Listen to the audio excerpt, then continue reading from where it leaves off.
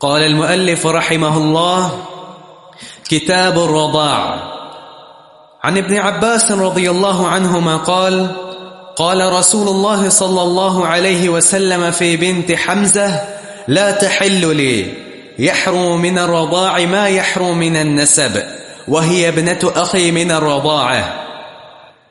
رضاع یعنی دودھ پینا یا پلانا، اس کے بھی شرعی احکام ہیں، اور اس سے مراد بچے کا دودھ پینا وہ بچہ جو دودھ پیتا ہے، یعنی 2 سال کے اندر اندر.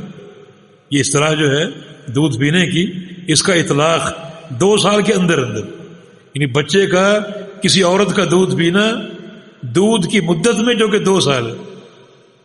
مدت قرآن نے بیان کی کہ عورت اپنے بچے کو 2 سال تک دودھ پلا سکتی، کیونکہ بچہ کسی اور عورت کا جو اس کی حقیقی ماں نہیں ہے دودھ پیتا ہے، تو وہی رضاعت جو ہے وہ مؤثر ہوگی جو 2 سال کے اندر اندر.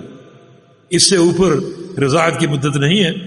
لیکن یہ ایک افسوسناک بات کرنی ہی پڑتی ہے کہ امام حنیفہ رحمہ اللہ نے رضاعت کی مدت 2.5 سال بنائی، 2.5 سال مقرر. اور مولانا مودودی اپنی تفسیر میں لکھتے ہیں کہ دراصل امام ابو حنیفہ نے احتیاط کے تقاضوں کو سامنے رکھتے ہوئے 2 سال کی جگہ 2.5 سال کر دی. اس کا معنی کیا ہوا کہ جو مسئلہ قرآن نے بیان کیا وہ احتیاط کے خلاف ہے، جو امام صاحب نے بیان کیا وہ احتیاط کے تقاضوں کو پورا کر.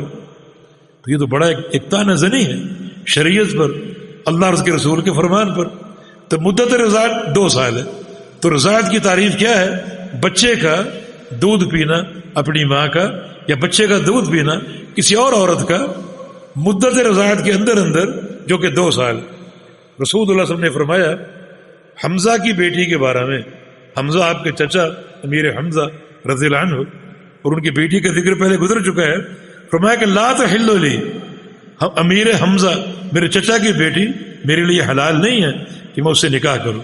حالانکہ چچا کی بیٹی سے نکاح ہو سکتا ہے، لیکن امیر حمزہ کی بیٹی میرے لیے حلال نہیں ہے، کیونکہ یحرم من الرضاع ما یحرم من النسب.